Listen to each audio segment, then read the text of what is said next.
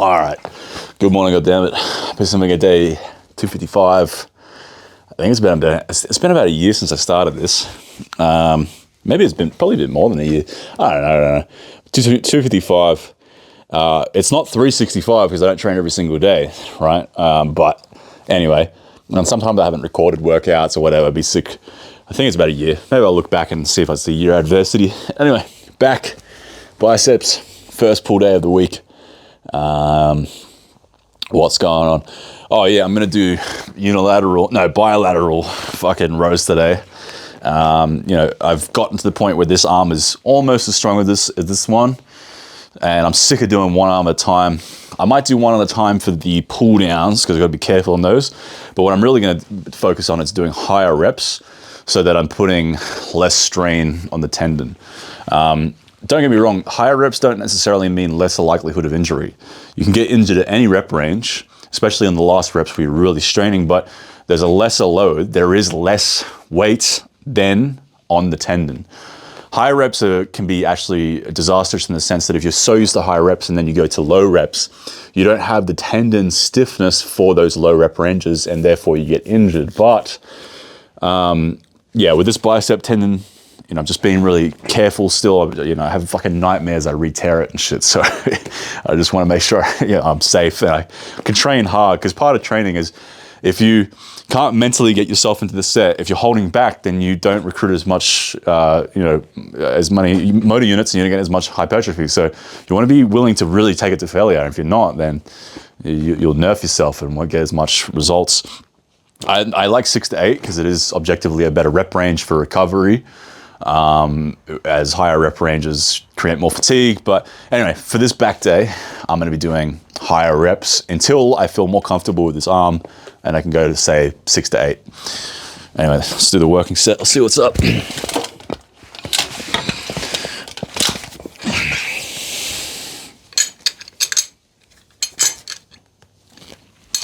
These earphones just don't want to... There we go.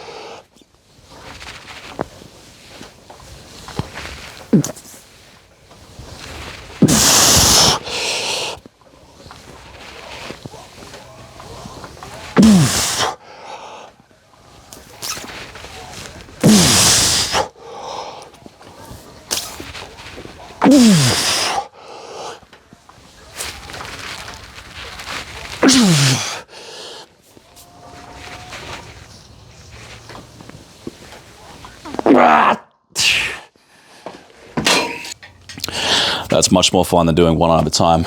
Much more time saving. And obviously the critique of this would be, well, what's happening with your right arm? The right arm's getting less stimulus, because objectively I can probably do more reps on this right arm. But so the failing point being the left arm, I just did 14 reps. So the left arm probably, was 14. The left arm was taken to absolute failure.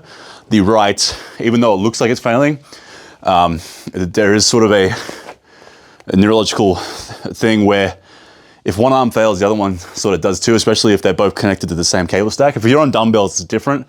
If you do a dumbbell press and one arm's objectively way weaker, the other arm will keep going if the strength differential is huge. But if it's not that big a difference, then it won't happen. But like, let's say with this right arm, there's a rep or two of reserve. That's still enough for hypertrophy. And if this one is weaker, then it's then inferred that this one's smaller by a little degree. So really, if this one stays the same strength, that's great too anyway. So shit ain't that serious. So now that everything's back to somewhat equation or equal, well, I'm gonna start doing bilateral training again because it's quick and time saving, it's more fun. Just real quick, something that I do on rows is if I can't fully retract the scapula, that's failure. So even though I can then, with internally rotated shoulders, continue going and train like this, I consider this failure if I can't absolutely retract. If I can't retract and pull at the same time, if I start feeling like I have to internally rotate, because people will do this, then I just consider it a failure point, because the cable row on this vector of movement, it's a lat exercise, but it's more probably targeted for most people in the upper back. We're trying to go a little bit wider to get the, you know, mid traps, lower traps, rhomboids, rear delts, back thickness. And so if you cannot retract your scapula, you are not engaging most of those muscles.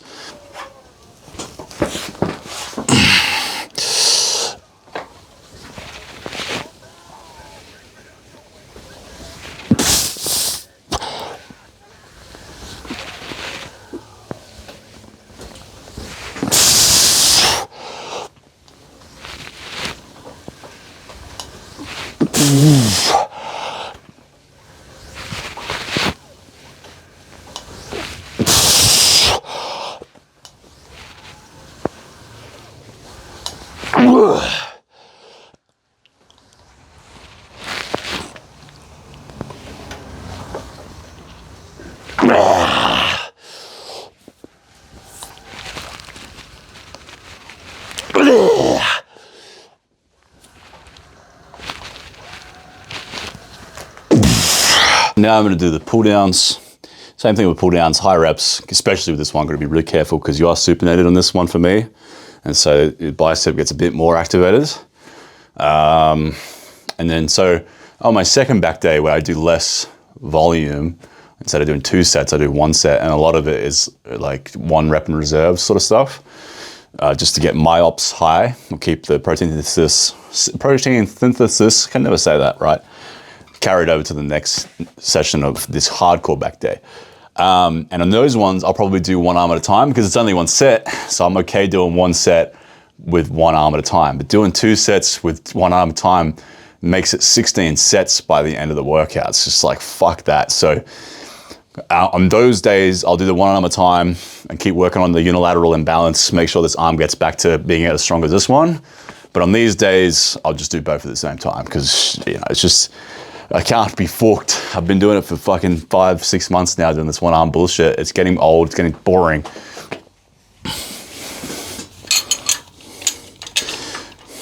And I'm in a weight cut now, so there's not gonna be heaps of like, you know, muscle built anyway. Yeah. Oh, I forgot to put the fucking music on.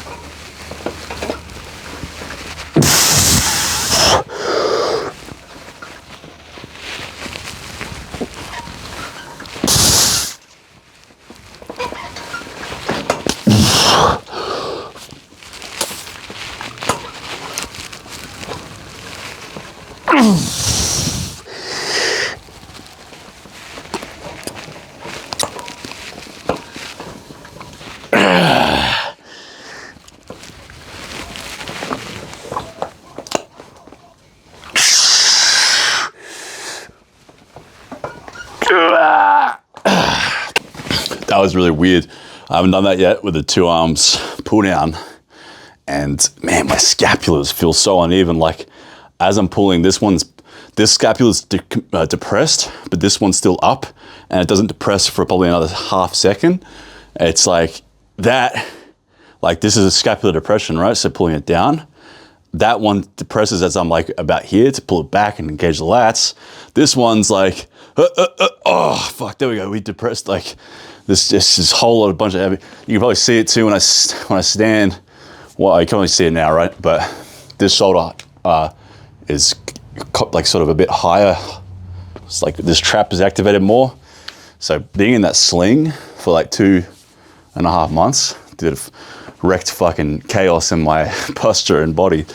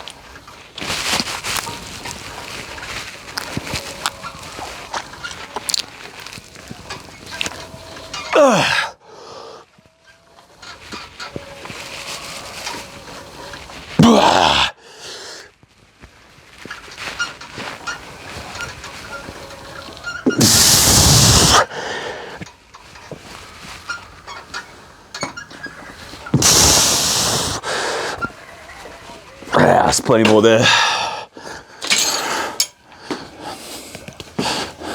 So you saw that I couldn't budget with this side, but this side I could keep going. So that's why the second pull there, the week would be still unilateral, because there's obviously still a difference.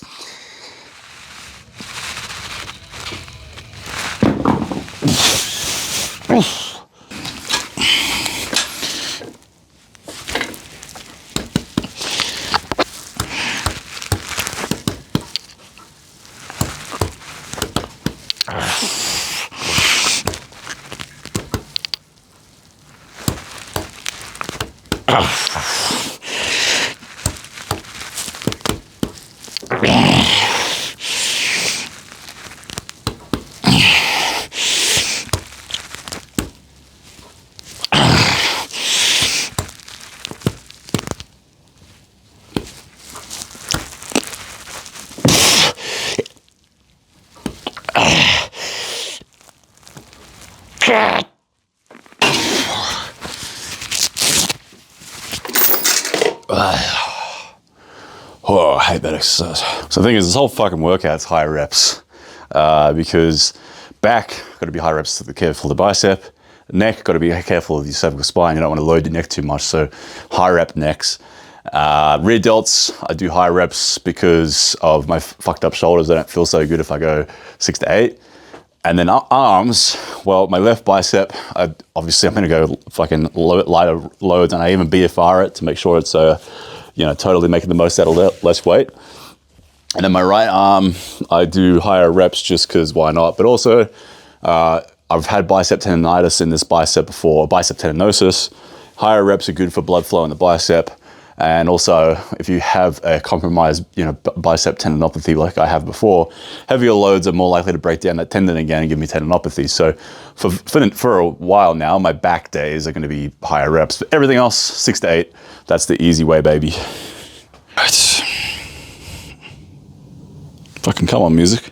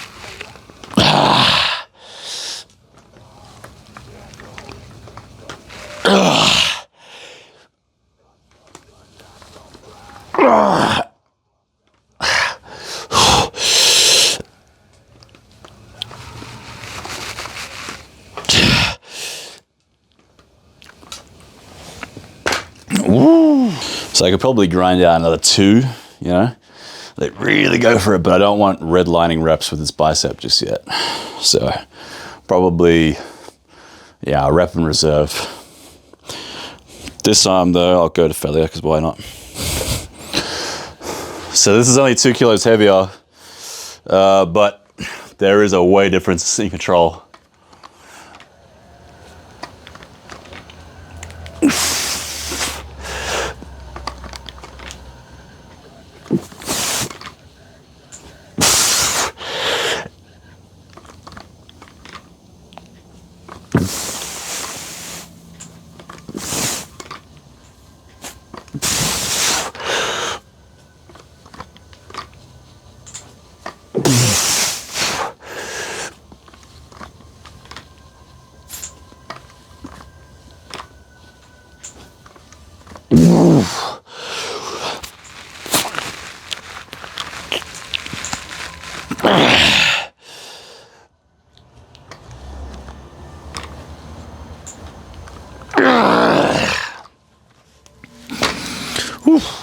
Alright, I can go heavier next time.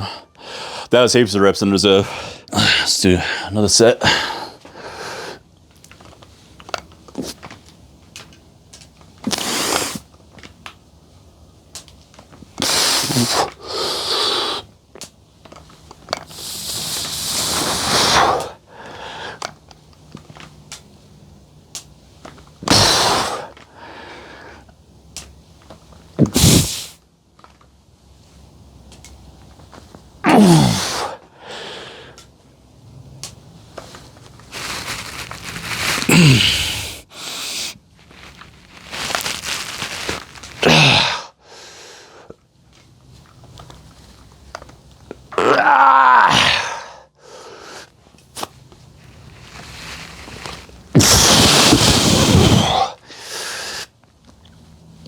Yeah, I don't want to grind that.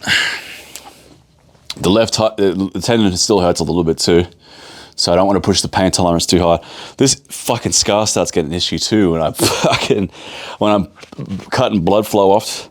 This scar gets so itchy when I start training it. So strange. All right, so now I'm gonna do hammer curls. Problem is though, when I contract this arm in a pronated position, it fucking hurts really badly. Like, I don't know if it's nerve or if it is the tendon itself, because it should be shortened though, because the radius is closer to the, I don't know. Anyway, when I do, oh yeah, even just just contracting it naturally hurts. So hitting brachialis right now is kind of hard. You can see the brachialis difference is fucking huge on this size, because I can't even like it doesn't really activate very well, or brachyradialis rather, the forearm part. Yeah, it can activate, not as easy though. So many strange things that happens with the bicep tear. But yeah, that brachyradialis is really limited, and contracting in that position hurt. Anyway, we'll see what happens. I'll go lighter weight. I'll really fucking ramp up this BFR band, so I'm feeling extra weak in this arm, so I can get away with less weight. This is real light. This is only 6.5 kilos. So I'm gonna have to really pump it out and do some fluff and pump garbage, but it's the only way I can hit this brachialis without severe pain.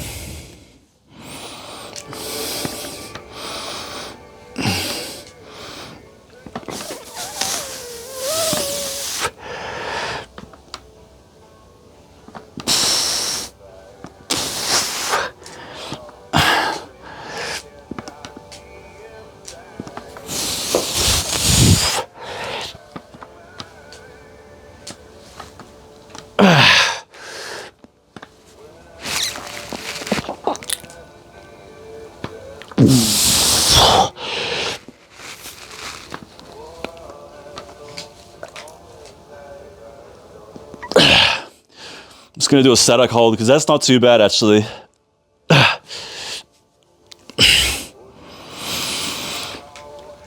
Yeah, fuck. Yeah, that doesn't feel good. But actually, when I did an isometric hold, it felt okay. Anyway, I'll figure out. There'll be a way of training this. It's just annoying. It's annoying that this arm doesn't function properly. That's so much stronger. I think partially the brachialis is just fucking overworked to overcompensate for. Yeah, that's just too light with that arm.